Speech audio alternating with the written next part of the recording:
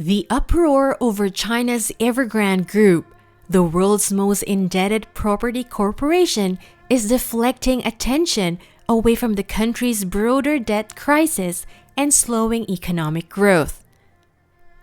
China's total debt was 270% of GDP at the end of 2020, up from 247% in 2015. In 2 years, foreign debt is estimated to total more than $2.4 trillion. Since 2008, Chinese borrowing has climbed by about 100% of GDP, accounting for nearly 2/3 of global debt growth. Evergrande's debt, which exceeds $300 billion, is less than 1% of China's overall debt. First time on our YouTube channel?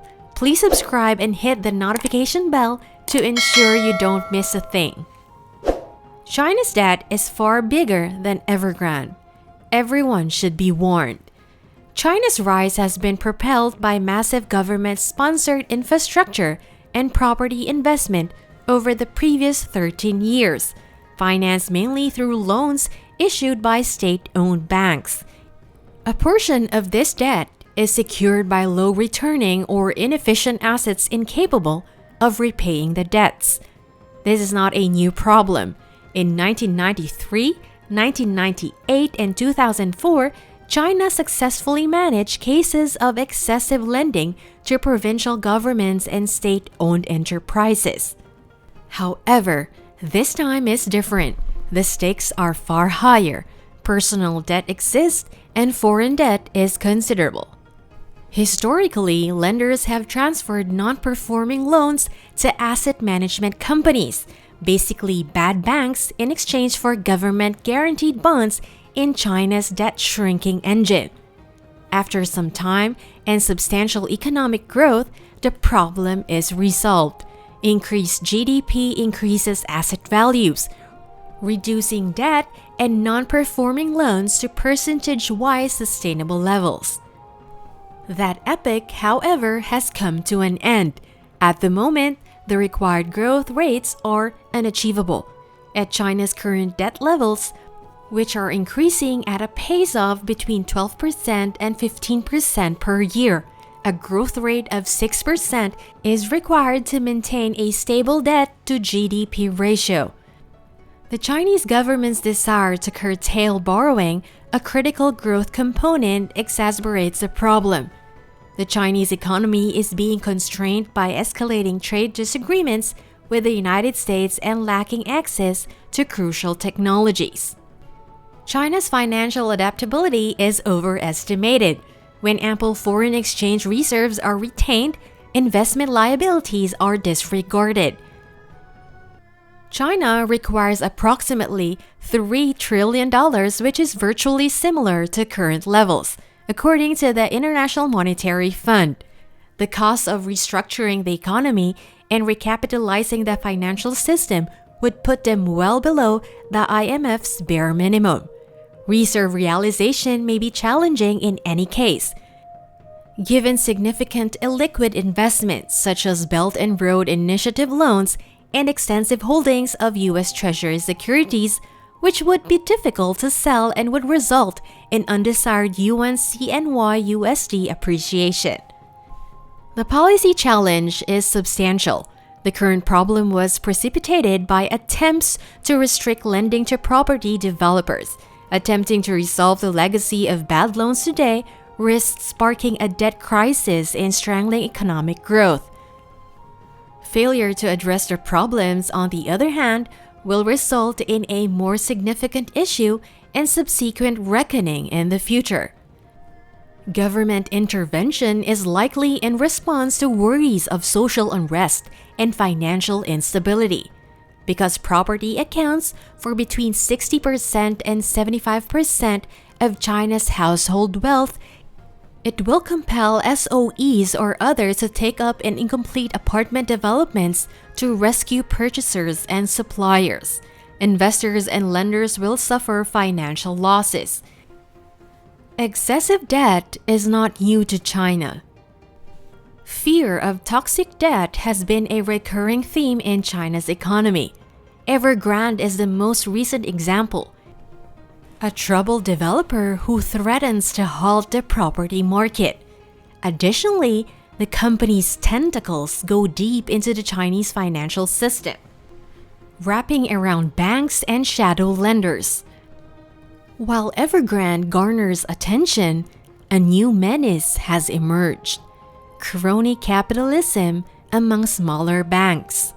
Occasionally, a firm grows large enough and complex enough that governments become concerned about the ramifications for the rest of the economy if it fails. That company is Evergrande, a prominent real estate developer in China. Evergrande holds the dubious distinction of being the most indebted developer globally, and the company has been on life support for months. It now appears to be undergoing Asia's most significant corporate reorganization. According to credit rating agency Fitch Ratings, the Chinese developer defaults on its obligations. Representatives from various state-sponsored institutions have joined Evergrande's risk committee, which will aid the company in reorganizing. Evergrande is a multi-billion-dollar real estate business in China, comprising millions of residences. Additionally, it is in debt to the tune of almost $300 billion, has hundreds of unfinished residential complexes, and is being sued by dissatisfied suppliers who have shut down construction sites. The situation developed to the point that the corporation paid past due debts using completed properties and solicited loans from employees. What happens next might significantly impact the Chinese economy, affecting property buyers, over 3.8 million jobs, and hundreds of thousands of firm employees. Observers are now studying Beijing's management of the next chapter of Evergrande to ascertain the implications for the country's aspirations to clean up its corporate sector through the failure of debt bombs like Evergrande. How did Evergrande become so controversial? Evergrande kept the financial markets on edge for months by making late bond payments.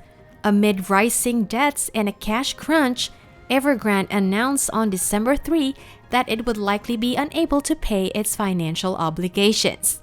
The following week, Fitch Ratings downgraded Evergrande to limited default after the Chinese developer failed to pay 2 bond payments on time. It was in this category because it had defaulted but not yet filed for bankruptcy, liquidation, or any other action that would have ended its activities. Evergrande used to sell bottled water, own China's best soccer team, and even raise pigs. It has grown to include an electric vehicle company, albeit widespread production has been delayed. Evergrande now poses a challenge to China's big banks, with housing accounting for around 3/4 of total household wealth. The company, launched in 1996, benefited from China's historic real estate boom. This propelled Evergrande to prominence in an economy more reliant on real estate for growth. Su Jiayin, the company's wealthy founder, is a member of China's elite People's Political Consultative Conference. Creditors' confidence in Evergrande's capacity to keep lending money improved as Mr. Su's connections grew. Conversely, Evergrande accumulated unmanageable debt. Evergrande borrowed about $300 billion to grow and become one of China's top enterprises.